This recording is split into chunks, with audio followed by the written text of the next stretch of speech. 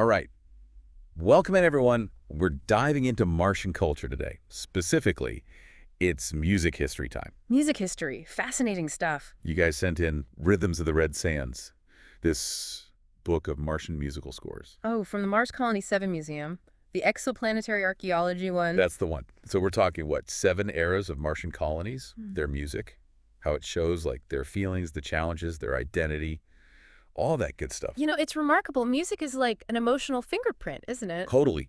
And we're better to start to Mars Colony 1. They land on this, well, Fred planet.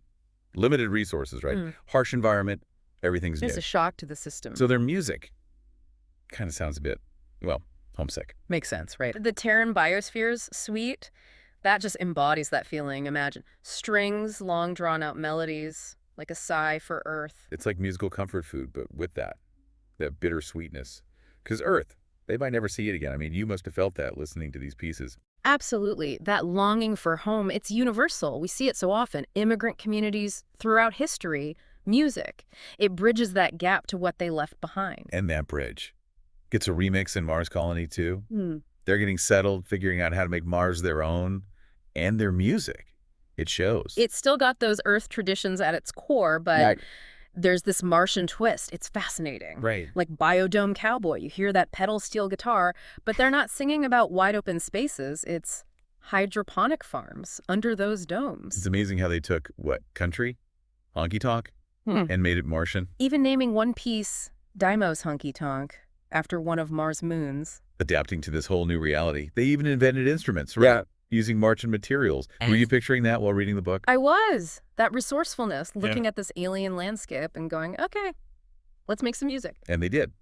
But fast forward to Colony 3. Big shift. This is the generation born on Mars. Earth is a distant memory. They seem less concerned with replicating Earth. Musically, at least. It's their own path now. That's exactly. Distant selfie, background music for airlocks. Just those titles. They hint at a completely different approach. Playful, whimsical. Background music for airlocks. Okay, imagine queuing that up before a spacewalk. Right. What do you think? Ambient electronica? Or maybe a little Martian disco beat? Whatever it was, it screams comfortable in their own skin, doesn't it? That's it. They're not just surviving. They're not trying to recreate Earth. They're playing with music, experimenting. Finding their Martian groove. That's where things start to get really interesting. Oh, yeah. And this experimentation sets the stage for something big in the next era of Martian music. Back on track with the Martian Music Odyssey. Last time, Colony 3, finding their groove. But things are about to take a turn. They do indeed. Colony 4. This is the rise of the Martian Republic, you see. Big growth, unification, and this desire to really establish their identity. And you can hear it in the music. Right. It's not homesick anymore. No more playful experiments. It's grand. Anthems. The unofficial anthem of the Martian Republic. I mean, why unofficial? What's the story there? It's a good question. Maybe some tension there. You know, newfound independence, but still Earth's influence. Musically, though, bold statement. Big orchestra, horns, soaring melodies, this new Martian nation announcing itself. Chills. Seriously.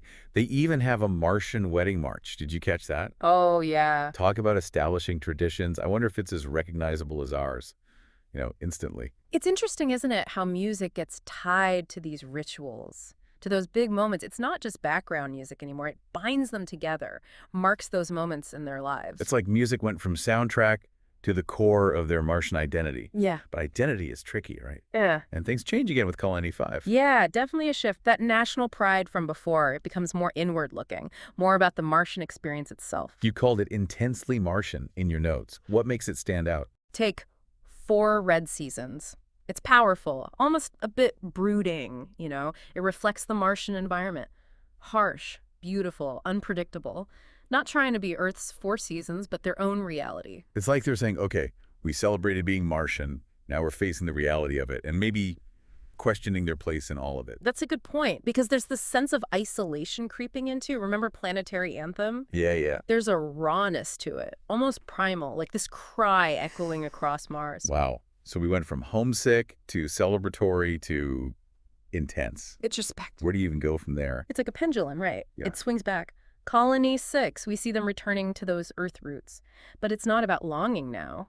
It's rediscovery, reinterpretation. Okay, man, this is where I was blown away, I gotta say. They circle back to Earth's musical traditions, but they're not just copying it. It's like they're dissecting it, making it Martian. Exactly. 3 short pieces of Martian jazz.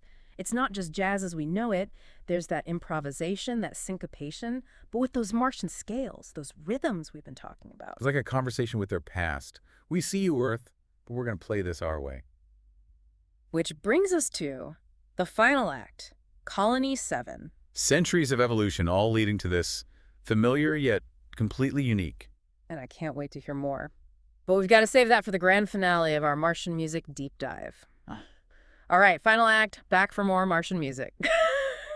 Colony 7, right? It's like, what's the grand finale? If the other colonies were figuring out what it means to be Martian, Colony 7, this is the sound of them living it. Okay, I'm ready. Hit me with it. What do we got?